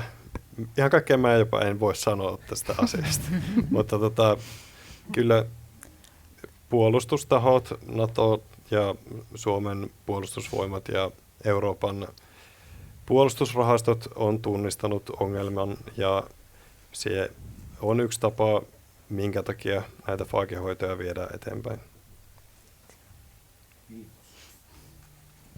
Siellä oli toinen kysymys toinen vielä. kysymys on tuolla. Joo, itse asiassa minulla olisi kyllä 2 asiantuntijalle kysymyksiä. En tiedä riittääkö aika siihen, mutta ensinnä tälle Varpulle niin yksinkertainen kysymys, kun siellä mainittiin hyväksi tuotteeksi vihreä tee. Ja sitä kun voidaan tehdä niin monesta ainesosasta, ainakin itse teen, niin mitä oli tässä tutkimuksen vihreässä teessä sisältönä? Joo, no itse asiassa se vihreän teen ainesosa oli semmoinen kuin epikallokatekiinikallaatti, joka on yksi tämmöinen polyfenoli, ja yleensä polyfenolit on tosi tehokkaita antiviraaleja molekyylejä, ja tämä oli yksi niistä aineista, mitä me tutkittiin, ja itse asiassa se on todella tehokas aine, mutta sitten kun sitä syötäisiin vaikka puhtaana molekyylinä, niin sillä on myös jotain toksisia vaikutuksia sitten, kun se syödään liikaa. Et kyllä mä oon niin kuin kuullut tai lukenut myös sellaisia tapauksia, missä henkilö on ottanut liikaa tätä ainetta ja sen maksa on vähän osittain vaurioitunut. Eli näissäkin pitää olla vähän varovainen. Et mä luulen, että sitten kun se otetaan siinä vihreässä teessä, se tulee aika oikeassa suhteessa, että myös sitä ainettakin voisi puhtaana syödä, mutta se on jollain tapaa pikkasen toksinen. Et me tehtiin itse semmoinen koe, missä me laitettiin sitä ainetta myös semmoisien kultapartikkeleiden päälle, jolloin me saatiin niin kuin tavallaan, me myös tutkittiin sitä, että toimiiko se tällainen, kun se on kiinnitettynä niin kuin tavallaan johonkin pintaan, ja se kyllä toimi. Me saatiin niin kuin tavallaan turvallisemmin sitä niin kuin tavallaan pienempänä annoksena, mutta kuitenkin tehokkaana niin kuin tietyssä kohteessa. Että tämä oli semmoinen yksi meidän mielenkiintoinen tutkimus vaan, mutta että joo, sitä vihreätä teetä, niin sitä todellakin niin kuin kannattaa juoda, mutta sitäkin voi niin kuin juoda liikaa tai syödä liikaa sitten näitä aineita. Että meillä oli samassa tutkimuksessa punaviinistä ja siemenistä saatava resveratroli, joka oli itse asiassa vähemmän toksinen, mutta en sano, että punaviinia niin kuin pitää sen takia juoda. Sitä saa kyllä sitä resveratrolia muistakin aineista, mutta tosiaan näissä on paljon näitä hyviä polyfenolisia aineita, jotka on niin kuin hyvin tehokkaita antiviraaleja. Niin, tietenkään vihreää teetä ei varmaan niin kuin litrakaupalla yleensä juoda, Niin, että se on kuitenkin maltillisempi. Sillähän on myös verta ohentava vaikutus jonkin verran mun käsittääkseni, vai tällaisia niin muitakin. No siihen ehkä, joo, mutta että kaikessa, niin sanotaan, että vesikin on myrkyllistä, jos sitä liikaa juo, että, se on totta. Että kaikkeen silleen maltillisella määrin. Täällä on Varpulle toinen kysymys chatista tullut, että olisiko siis havupuu uutejuoma hyväksi vai ihan silkka pihka? Pitäisikö ruveta juomaan havupuu uute? Sisäisesti mä en ehkä sitä niin kuin lähtisi heti nauttimaan. Itse asiassa pihka on sillä tavalla kauhean hyvä tämmöinen niin kuin pinnoilla oleva ja haavoissa niin kuin hoitava aine. Ja se myös niin kuin siinä esimerkiksi muovimateriaalissa se toimi tosi hyvin. Eli siihen kun laitettiin viruksia, niin ne kuoli siinä pinnalla tosi tehokkaasti. Mutta pihka on vähän sellainen niin kuin harvinaisesti allergisoiva aine myös. Eli sitä ei ehkä ihan niin laajassa mittakaavassa pystyisi ehkä niin kuin tuottamaankaan niin kuin yleisille paikoille, koska se on harvinaista, mutta sille löytyy allergia, niin kuin, en tiedä mikä se prosentti on, mutta se on siinä ehkä se harmillinen puoli, mutta mä luulen, että jos sitä sisäisesti ruvettaisiin nauttimaan, sitä joudutaan tutkimaan tosi tarkkaan. En tiedä, onko sitä koskaan niin lähdetyt nauttimaan, mutta tällaiset pinta-aktiivisena aineena, niin mä käyttäisin sitä. Voiko sitähän on itse asiassa pihkasalvaahan on myynnissä esimerkiksi haavoihin ja Kyllä. tämmöiseen, niin onko niinku jotain, mihin sitä kannattaa käyttää itse? No juuri niin kuin sanoit, haavoihin. Tämmöisiin. Varsinkin kun on salvasta kyse, niin sitä käytetään enemmän ihoon, niin kaikkia tämmöisiä bakteeritulehduksia auttaa. Se ei ehkä pinnoille kauhean hyvin sovellu, eikö se ole vähän sellaista tahmeita? Niin se on tahmeita ainetta, mutta hankala. esimerkiksi just se Premixin muovi, niin se ei ollut kovin tahmea, vaikkakin se tulee siihen pintaan, niin he oli onnistuneet tuottamaan ihan hyviä pintoja. Ja me todella monenlaisia muovipintoja testattiin, missä tietysti riippui sen muovin paksuudesta, että kuinka paljon siellä oli sitä pihkaa. Mä tiedän, että sitä oli testattu ainakin joidenkin kauppojen näissä hedelmätiskeillä, kun joudutaan painamaan sormilla, niin että miten se siellä niin kuin vähentää sitä virusten elävyyttä sitten niillä pinnoilla, mutta en tiedä, onko se sitten ihan niin yleistynyt näissä tilanteissa. Siellä on yleisökysymyksiä. Vielä otetaan sieltä yleisöltä jokunen kysymys vielä. Kiitos. Jorma Leppänen on nimeni ja fanitan Katria ja Katrille ja teille kaikille haluan lausua tämmöisen lausuntoni. Sanoisinko luontouskovaisena. Luonnolla, minun ja meidän kaikkien omalla Tellus Mater, luontoäidillämme ja Solaris Pater, Isäjumalallamme on aito jumalallinen, hoitava, rauhoittava ja valtavan vahvistava voima. Jo yhdestä kasvista huolehtiminen tai lyhyt kävely metsäpolulla voi avata nämä voimat käyttöösi. Kiitos. No niin. Onko Katrilla joku kommentti tähän? No kyllä, voin Lyhytkin. kommentoida, että hyvin tiivistetty, koska kyllähän juuri se näin on, että sieltä voi tulla niitä semmoisia merkityksellisiä kokemuksia ja jotenkin sitä tässä maailman ajassa, kun yritetään vielä vähän päästä näihin planeetan rajoihin nyt niin kuin ylipäätään, niin jotenkin se merkityksellisyyden saaminen niin kuin tämän tyyppisistä, niin erityisesti hyvin tiivistetty. Otetaan siellä vielä, oli ilmeisesti Joo, täällä on toinenkin kysymys, niin otetaan vielä yleisö. Niin, tässä on kaikkien kolmen kerrottua, että mitä kaikkia mahdollisuuksia on, niin alkoi nousta niin kuin arvossa arvaamattomaan Keski-Suomi ja sitten maaseutu ja sitten hirvittää se, että pienet koulut, päiväkodit, niin kootaan isoiksi ja puhutaan jopa sellaista, että päiväkotien suuruus on 200 lasta. Ja sitten ne tulee keskelle betonikortteleita, niin tuli tässä, kun Katri puhui siitä, että mitä maalla lapset tekee tai kaupungissa, jos on niin maalaiskaupunki, niin ollaanko me vähän niin kuin häpeän keskellä vanhemmat tällä hetkellä. Ja meillä ei taida Jyväskylässä olla mitään hätää, että Turku, Tampere, Helsinki kolmion sisällä on 2/3 suomalaista, olkoon siellä, mutta kohta niitä on ylemmäärin täällä, jos me ruvetaan käyttämään hyväksi ne mahdollisuudet ja mitkä nämä vaikutukset on, että taidan avata pari pankkitiliä, jos pystyisi pääsemään mukaan. Maanviljat, ne on, punainen lihahan on myrkkyä, niin mitä kaikkea siellä tehdään, että se viimeinen tieto, kun ajoin Korpilahden ohi, niin sanottiin, että on perustettu hyvinvointiliitto. Joo, kyllä, ja tähän vielä ehkä täydentäisi vielä sen, että meillä vielä onneksi vielä Helsingissä ja Espoossa ja Vantaallakin sielläkin niitä luontoelementtejä vielä on, että vaikka me Keski-Suomessa ollaan, että sitten kun me mennään vielä Aasian paikkamaihin, missä päiväkodit voi olla osana ostoskeskusta ja lapset ulkoilee ostoskeskuksessa sisällä, se on heidän niin kuin sitä ulkoilua, että vielä tavallaan nämä kulttuurierot on siinä vielä, että meillä jos me verrataan sitten näitä meidän vähemmän luonnossa olevia lapsia sitten, niin se voi olla, että siellä saataisiin vielä tutkimuksia, että nämä on ehkä yleistettävissäkin tähän tämmöiseen niin kuin vähän eurooppalaiseen kontekstiin, että kyllä. Ja on Tiedetäänkö siitä, että miten se kaupungistuminen esimerkiksi, että jos on oikein, niin kuin, että miten se vaikuttaa ihmisten luontokokemukseen ja psyykkiseen hyvinvointiin, että onko siitä tutkimusta jotenkin, että jos on oikein ruuhkakaupunki, toki ihmiset tottuu myös erilaisiin ympäristöihin, ihminen on sopeutuvainen eläin ikään kuin tässä mielessä. Kyllä sopeutuu, mutta kyllä siitä rupeaa olemaan näyttöä, että kyllä se semmoinen niin kuin luontosuhteen pohja, kyllä se lähtee muodostumaan jo lapsuudesta. Ja ehkä sitä kautta, että minkälaisia kokemuksia, mitkä tulee niiksi tutuiksi kokemuksiksi, miten liittyykö siihen luontokokemukseen jotakin semmoista niin kuin miellyttävää ja ehkä niin päin vielä, että sitten se saa menemään sinne luontoon vielä myöhemminkin, hakemaan niitä kokemuksia uudestaan. Että kyllä se sillä lailla erityisesti siinä niin kuin lapsuusvaiheessa, niissä kehitysvaiheissa on ihan tärkeää. Ja täälläkin voi olla yleisöstä, saattaa olla, että vielä niin kuin pitkänkin ajan päästä saattaa muistaa sieltä lapsuudesta jotakin yksittäisiä, jotain omia lähipolkuja ja jotakin semmoisia niin kuin hyvinkin eläviä muistoja. Ja niihin monesti tällaisia haastatteluja, jotka on tehty tutkimuksissa, niin liittyy monesti sit myöskin tämmöisiä sosiaalisia tilanteita, sosiaalisia vuorovaikutustilanteita sit myöskin, että se yhdistyy siihen kokonaisuuteen. Että kyllä se on tärkeää. Ja sen takia just tässä kaupunkisuunnittelussakin vielä sit, jos yhdistetään sit siihen, että minkälaista sen kaupungin sit pitäisi olla, niin siinä on niitä lähipaikkoja, mutta sitten toisaalta, että sit niihin semmoisiin rauhallisempiinkin paikkoihin sit pääsee. Meillä on julkista liikennettä ja meillä pääsee koululaiset kouluympäristöjen lähellä, niin kyllä se on tärkeää.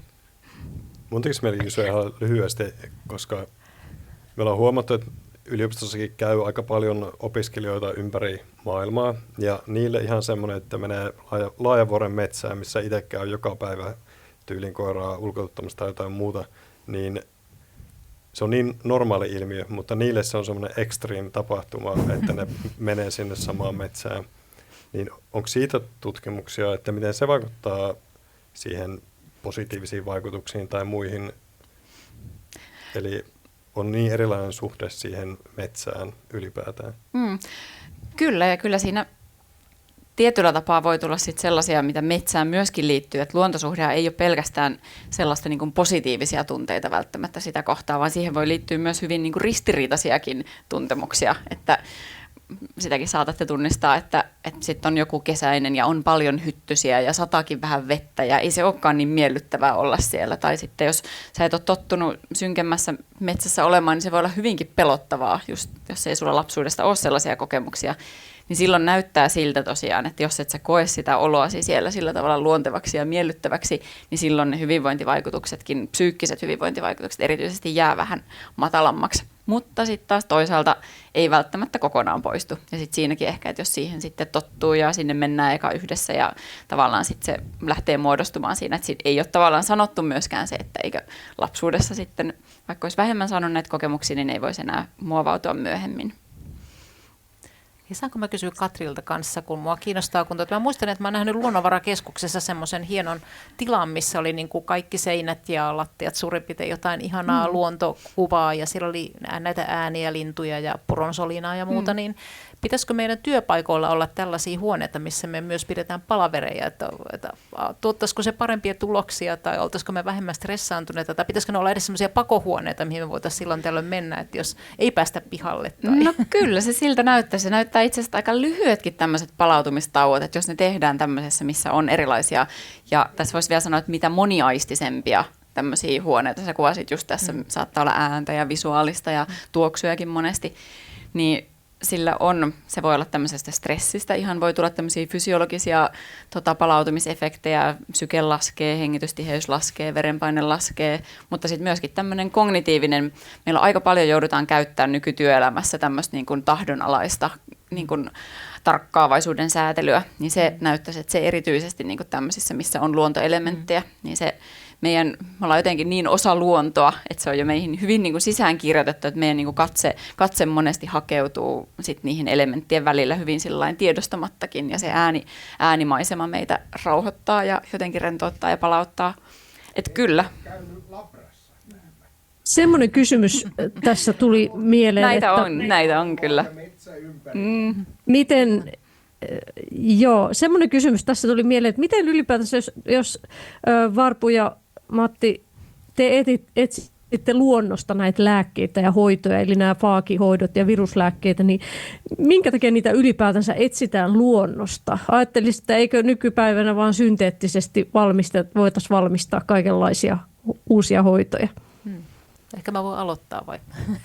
No niin just niin kuin mä sanoin alussa, niin tosiaan kun luonnolla on ollut niin hirveän pitkä aika niin kuin jumpata tämmöistä suhdetta niin kuin näihin bakteereihin ja viruksiin, niin se on niin kuin oppinut tavallaan siinä tuottamaan niitä molekyylejä ja tekemään niistä niin kuin parempia ja pärjäämään siinä. Ja mä luulen, että me ei ihan kaikkea pystytä edes synteettisesti tekemään. Et totta kai me saadaan sit sieltä niin kuin vihiä, että minkä tyyppinen molekyyli nyt tässä voisi auttaa, ja sitten nämä lääketieteelliset kemistit voi sitten katsoa, että okei, me voidaan tehdä tämmöinen, ja ehkä me tähän suuntaan muokattaisiin tätä molekyyliä, että se paremmin tehoaa tuohon, mutta siltikin voi olla, että se jää vähän epätäydelliseksi, me ei voida ihan kaikkea hienouksia tehdä, mitä sitä luonto tekee, mutta me kuitenkin niin kuin voidaan oppia sieltä luonnosta tosi paljon, ja kyllähän on kehitetty niin kuin tosi hyviä lääkkeitä, mutta kyllä mä luulen, että se monestikin se mikstura, mikä on jossain kuoren uutteessa, voi olla niin kuin paljon parempi kuin se puhdistettu aine sieltä, mutta että siinäkin pitää ymmärtää tietysti sitten nämä rajat, että kuinka toksisia, ehkä missä määrässä me voidaan ottaa niitä suuhumme tai kehoomme tai niin edespäin. Mutta haluatko sä? Eli ikään kuin onko se niin, että luonnossa on ikään kuin siellä on niin kuin monipuolisesti kehittynyt näitä erilaisia mekanismeja, että ihmisen mielikuvitus ei edes riittäisi keksimään kaikkea niitä, mitä luonnosta löytyy. Niin, mä luulen kanssa, ja justiin tämä biodiversiteetin häviäminen, niin on vähän pelottavaa, koska siis me myös menetetään niitä mahdollisia molekyylejä, mitä jossain just on kehitetty jossain tietyssä ekosysteemissä, ja sitten kun se tulee esimerkiksi monokulttuuriseksi, sieltä häipyy kaikki semmoinen interaktio, niin se on myös meille semmoinen niin kuin häviö, että me ei välttämättä löydetä ehkä just niitä molekyylejä, mitä johonkin tautiin voitaisiin ehkä keksiä. Jos mä vastaan näiden faagien osalta, niin siinä tietyllä tavalla tilanne on hieman erilainen. Niillä on oma perimä niillä faageilla. Se on käytännössä informaatiota, joka koostuu 4 eri kirjaimesta. Niitä on vain satoja tuhansia kirjaimia peräkkäin. Ja luonto on luonut valtavan kokoelman näitä faageja tässä miljardien vuosien aikana. Ja kun meillä on tarpeeksi tietoa siitä, että minkälaisia nämä faagit on siellä niiden sielussa, eli niin sanotusti siinä DNA-koodissa. Ja kaikki me tiedetään, että tekoäly on tullut hyvin vahvasti osaksi tätä maailmaa, ja sanotaan, että vaikka mä oon 15 vuotta katsellut näitä bakteriofaagien perimiä, niin en osaisi luoda toimivaa bakteriofaagia jotain tiettyä tautia vastaan. Mutta sitten tämä tekoäly taas rupeaa luomaan sitä uudenlaisia mahdollisuuksia siihen, että kun sitä on koulutettu tarpeeksi hyvin, niin se saattaisi jopa pystyä sanomaan, että yhdistetään tämä ja tämä ja tämä asia tällä tavalla. Me ei välttämättä edes ymmärretä, minkä takia se on valinnut ne asiat. Ja siellä saattaisi olla tulevaisuudessa myös semmoista, että aina ei tarvitse enää lähteä sinne luontoon, vaan sä voit tehdä sen keksinnön suoraan tietokoneella käyttäen tekoälyä. Siinä on tietysti totta kai valtavat vaarat monella tavalla, että jos se tekoäly ei ymmärrä tai sillä on jotain muita tarkoitusperiä, mutta noin periaatteessa tulevaisuudessa ei välttämättä tarvitse lähteä luontoon aina etsimään sitä uutta bakteriofaagia. Täällä on kysymyksiä tullut Varpulle, tai itse asiassa yksi kommentti oli semmoinen kommentti, että hartsiallergia on monilla, ekseemaa. 1950-luvulla isäni hoiti sotavamma, reisi tynkänsä ihotulehduksia männynhavuista keitetyllä hauteella. Tämmöinen kommentti. Joo. Ja se oli just se, mitä mä sanoinkin, että se on ikävää, että se pihka on kyllä, siinä on varmaan se allergia on jonkun verran yleinen, niin sen takia sitä ehkä semmoista ihan yleistä hoitoa, mutta se pitää ymmärtää sitten, että tietysti ihmiset, jotka on allergisia, niin ei voi käyttää semmoisia voiteita, mutta todellakin se estää niin kuin tavallaan sen ehkä laajamittaisen käytön. Että vaikka se hyvä onkin kauhean monelle, niin ikävä kyllä sillä taitaa olla näitä allergisoivia vaikutuksia. Ja täällä on vielä toinenkin kysymys. Miten hunaja, millaiset sen terveysvaikutukset ovat tutkimustiedon mukaan? Voi, nyt itse et ole ilmeisesti tutkinut hunajaa varsinaisesti, että se ei ole tutkittu hunajaa, että olisi kyllä ihan mielenkiintoista. Olisi niin paljon, mitä voisi tutkia, että meilläkin on vähän sillä tavalla, että me ollaan niin innoissamme, että me on pakkaset täynnä kaikenlaista mielenkiintoista tutkittavaa. Mutta mikä on itse asiassa hyvä, että kun me ollaan tutkittu Luonnonvarakeskuksen kanssa paljon ihan tuolta Saharan eteläpuolisista alueista niin kuin ylöspäin, niin täytyy sanoa, että täällä Suomessa löytyy tosi hyviä molekyylejä. Sen takia, että varmaan mitä niin kuin pohjoisemmaksi mennään ja mitä hankalempiin olosuhteisiin ja stressitasot on korkeat näillä kasveilla, niin itse ne tuottaa tosi hyviä molekyylejä. Että me ollaan aika onnellisia, että me löydetään täältä hirveän hyviä antiviraalilähteitä. Nyt voitaisiin periaatteessa ottaa sieltä, jos on yleisöllä kysymys, siellä taitaa olla, niin otetaan välillä yleisökysymys. Kysyn näin. Tässä on tullut esille, että ihmiset ja ihmiskunnan evoluutiokehitys on osa luontoa. Siis me olemme osa luontoa. Ja myös me tuotamme erilaisia aineita, niin kuin puut ja pajut tuottaa. Ja kysynkin psykologikollegaltani näin, että miten kommentoisitte näitä meidän ihmisten omia aineitamme, joita me tuotamme, adrenaliinit, endorfiinit, dopamiinit ja noin merkitystä suhteessa tähän luontoteemaan? Joo, sitä on varmaan eniten tutkittu suhteessa stressiin, eli minkälaisia tämmöisiä fysiologisia muutoksia voidaan niin kuin havaita suhteessa stressiin, esimerkiksi kortisolitasoihin, että ehkä sitä kautta, ja siinä itse asiassa on yllättävän ristiriitaisiakin tuloksia, että se ei ole niin suoraviivasta, mitä voisi ajatella, kun tavallaan se tulos sen suhteen, että jos vietät luonnossa aikaa, liikut, erityisesti jos teet tämmöistä niin kuin liikkumista, kävelyä tai jotakin muuta marjojen poimintaa vaikka siellä luonnossa, niin sillä on niitä semmoisia hyviä psyykkisiä vaikutuksia, mutta että sitten miten ne tulee sitten ihan vaikka välittäjäainetasolle, niin siinä on vähän ristiriitaisia tuloksia. Siinä näyttää, että siinä voi olla myös tämmöisiä sukupuolten välisiä vaihteluja. Näyttää, että naissukupuolelle ehkä tähän koko hormonitasapainoon tai johonkin, mikä siellä on, näitä mekanismeja tunnetaan vielä aika huonosti, niin voi vielä olla tämmöisiä kokonaisuuksia, mikä sitten vaikuttaa, että jossain tietyssä ikävaiheessa tietylle ryhmälle vielä erityisesti sitten.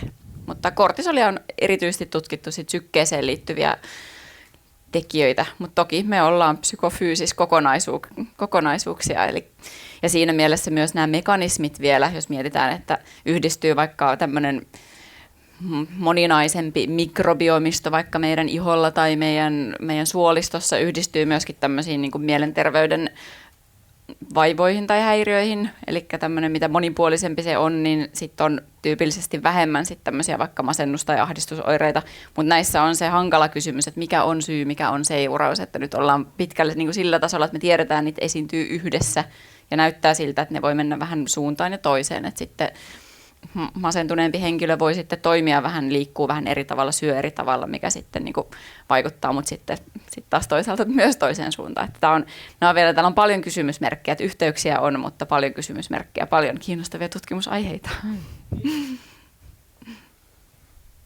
Tutkittavaa varmaan riittää. Täällä on muuten yksi mielenkiintoinen oma havainto kerrotaan, että oma havainto: sammaleita voi käyttää esimerkiksi nokkosen kihelmöinnin taltuttamiseen tai hyttysen puremiin. Kostealla sammaleella kevyesti hieromalla tai painamalla kihelmöinti vähenee. Retkeillessä hyvä apu. Onko tähän ajatusta, että mistä tämä voi johtua? Itse asiassa niin me ollaan monesti mietitty, että pitäisi rahkasammalta tutkia vähän tarkemmin tai sammalia, koska niillä on ajateltu, että niillä on desinfioivia vaikutuksia, mutta me ei ole vaan itse tutkittu niitä, mutta ollaan niin monesti vaan mietitty, että sekin on semmoinen, mitä olisi kiva kokeilla ja tutkia. Ja sehän on tämmöisiä, mitä on itse asiassa havaittu niin kuin vuosisatojen ajan, niin kyllä niissä on varmaan jotain totta, jos ne johonkin tehoaa. Että kyllä se taisi olla semmoinen, mitä me vielä joskus sitten testataan myös. Ja psykologina lähtisi tutkimaan myös toiselta kannalta, että kyllähän lapsellakin, kun lapsi kaatuu ja häntä puhalletaan polveen, niin kyllä se ihan oikeasti helpottaa sitä kipua. Että tavallaan tässä on erilaisia niin kuin tutkimuskulmia, mihin tässä voisi lähteä. Ja varmaan todennäköisesti niin kuin näissä aina, niin näissä on sekä että. Se ei ole joko tai vaan sekä että.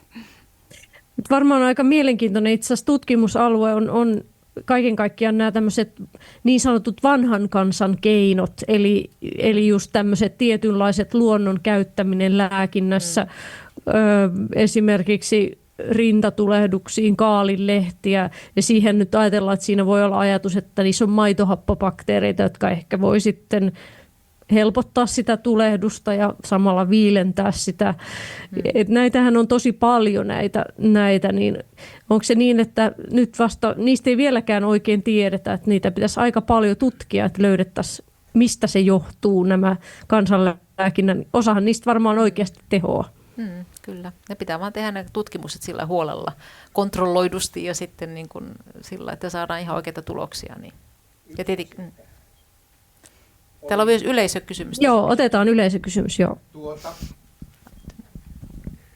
Nykyään ei oikein ihmiset osaa käyttää sitä. Itse olen ollut makeistehtaalla tervaleijonaa tekemässä. Ja 3 vuorossa jouduttiin 70-luvulla tekemään sitä, kun sitä syötiin niin paljon, koska se oli hyvä. Ja itse asiassa se lähti siitä, että apteekkari Jalander katsoi, että Oulussa oli tervahautojen pohjalle vietiin keuhkotautiparantolan väki. Ja se siitä sai impulssin. Ja lähti Saksaan sitten tislaamaan sitä tervaa. Ja itse asiassa se esanssi, mitä siihen laitettiin, niin se oli 3 kertaa tislattua tervaa, mistä saatiin se esanssi, mikä pantiin. Ja loppu lähetettiin suksutervatehtaalle sitten. Okei. Joo, mielenkiintoista. Mielenkiintoista. Tuolla on vielä toinen kysymys täällä Joo, otetaan. edessä Joo. oikealla. Otetaan hetki. Joo, mulla ei ole kommentoitavaa terva-asiaa muuta kuin Joo, teillä mä tiedän ehkä. vaan, että se taitaa olla jonkun verran toksinen, mutta tietysti vähän laimennettuna, niin se voi olla jossain ihan hyvä. No joo, tätä luontosuhdetta ja vastustuskykyä voidaan monella tavalla ilmeisesti kehittää. Ja tämmöinen esimerkki, että kun on omalla kasvimaalla kasvattanut vihanneksia, vaikka porkkanoita, ja siellä on sitten pikkulapsi siinä mukana ja halutaan, että hän saa maistaa sitä, niin siinä on 2 vaihtoehtoa, joko niin pesee sen hyvin sen porkkana ja kuorii vielä ja antaa sen syödä, tai sitten pyyhkii enimmät mullat tuohon housulahkeeseen vaan ja syöt siitä.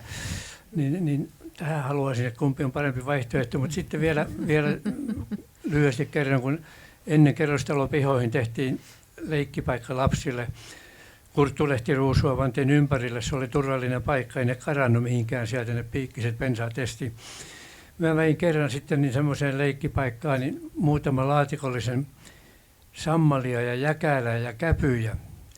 Ja aina sivusta seurasit, miten ne suhtautuivat siihen. Kyllä ne penkoi sieltä levälle, että ne pääsi vähän tuntumaan luonnon kanssa. Muuten ei olisi päässyt. Päiväkodit on eri asia, mutta kun ihmiset asuu ympäri vuorokauden kerrostalossa, niin siinä pitäisi omassa pihassakin olla jotakin. Kyllä. Joo, no, mä voin vaikka kommentoida aloittaa tästä jälkimmäisestä. Eli juuri näin, että se näyttää kyllä, tutkimus tätä vahvistaa, että siis se, että me tiedetään jotakin, että miten luonto on meille tärkeää tai me tiedetään niistä hyvinvointivaikutusta, niin se ei tosiaan pelkästään riitä vielä sitä luontosuhdettakaan luomaan, vaan se tai kouluissa me opetettaisiin lapsille, kerrottaisiin näitä asioita, vaan se on tosi tärkeää, että siihen tulee se oma kokemus, ja jos siihen liittyy jotakin positiivisia tunteita, niin kuin kuulostaa tässä, kun sitä pääsee siellä kaivelemaan ja tekemään, niin se on niin kuin erityisen tärkeää siinä. Ja sitten ehkä toinen vielä, mikä kuitenkin sen lisäksi näyttää, niin myös tämmöiset niin kuin meditaatioharjoitukset, niin niissä on kuitenkin jotakin sellaista, että ne saattaa itsessään sitä semmoista luontosuhdetta vahvistaa, että se ehkä linkittyy siellä sitten vähän tämmöiseen niin kuin altruistiseen ja vähän tämmöiseen niin kuin, enemmän tämmöiseen niin kuin toisiin suuntautuvaan käyttäytymiseen, mikä luonto sitten on yksi siellä, niin se on ehkä sitten semmoinen mekanismi. Eli siinä mielessä voisin suositella kaikille pientä joogaharjoitusta jossakin itselle mieluisessa lähiluontokohteessa tai sitten sitä kävelyä, niin sillä sitä voi vahvistaa vielä lapsesta. Joo, mä voisin kommentoida siihen, että mä oon kyllä vähän samaa mieltä, että me asutaan tai eletään liian kliinisessä ympäristössä ja liian puhtaassa ja kaikki allergiat lisääntyy ja niin edespäin, eikä me ei saada sitten, niin kuin me ei treenata sitä meidän immuniteettia niin kuin riittävän kovasti, että mäkin olen tyytyväinen siihen, että vanhemmat ei ehtinyt ihan paimentaa mua niin paljon, että mä söin kaikkia vanhoja lehtiä mökille ja mä sain sieltä varmaan aika hyvän tämmöisen niin kuin treenauksen, mutta tietenkin joku raja tietysti sillä tavalla voihan sieltä tulla jotain vähän haitallisempaakin mikrobia mukaan, mutta tällainen idea on itse asiassa tämmöisellä meidän kollegoiden yrityksellä kuin Ute Scientificilla, että he niin kuin, ottaa sitä metsän kuntaa ja siis niin kuin, inaktivoi kaikki bakteerit, mutta pitää ne bakteerit siellä niin kuin sisällä ja treenaa sillä tavalla ihmisten immuniteettia, että niitä hierotaan vaikka käsiin tai laitetaan vauvojen vaippoihin tai vaatteisiin. Että kyllä siellä niin kuin selvästi on hyödyllisiä vaikutuksia. Se koko mikrobiomi suolistossa muuttuu paremmaksi ja siitä on ihan niin kuin tutkimusnäyttöä. Et se on tosiaan niin kuin hyvä, että mitä vähemmän niin kuin tavallaan ehkä liikaa puhdistetaan ympäristöä, me ollaan niin kuin alttiina eli kaikille bakteereille ja muille, mitä siellä on siellä pihalla, mutta tietysti joku raja sillä tavalla, että ehkä sieltä voi tulla jotain hankalaakin välillä mukaan, mutta ehkä se on parempi, että me saadaan sitä treenausta, kuin että me puhdistetaan liikaa. Mä oon ihan samaa mieltä kuin sinä. Ja Suomessa tilanne on yllättävän hyvä, että meillä on kohtuullisen kliininen ympäristö muuten. Meillä on sanotaan, että kaikennäköistä saastetta ei ole tuo luonto täynnä. Et mä sanoin siinä alussa, että pienten lasten kohdalla kuolleisuus on saatu laskemaan ja se johtuu pääasiassa niin kuin puhtaammasta vedestä ja hygieniasta, mutta ne on yleensä semmoisissa ympäristöissä, ainakin valtaosin, jossa tilanne on hyvin huono, eli siellä ei ole kunnon saniteettitiloja ihmisille ja valtavat määrät ihmisiä, ja siellä bakteerikannat on, siellä kuolee joka tapauksessa valtavan määrä lapsia ihan koko ajan, mikä ei ole Suomessa se tilanne laisinkaan, ja siellä se hygienia on hyvästä, mutta sitten taas tämmöisessä yhteiskunnassa, missä me ollaan, niin näyttää, että siitä on tosiaan enemmän hyötyä kuin haittaa, mutta tietysti jos multa syö aamusta iltaan, niin se ei nyt ole välttämättä. Rupeaa lähetysaika loppumaan, eli jatketaan. Keskustelu voi varmaan yleisön kanssa vielä jatkua siellä. Kiitän tässä vaiheessa kaikkia ja totean vaan, että kannattaa mennä sinne metsään. Kiitos erinomaiset asiantuntijat ja kiitos yleisö kysymyksistä. Sen verran vielä mainostan, että tosiaan seuraava tiedeilta on 1.4. ja puhutaan työelämän muutoksesta. Kiitoksia kaikille ja oikein paljon metsäretkiä sinne kaikille. Kyllä. Kiitos. Kiitos Mari. Älkää syökö liikaa mulkaa.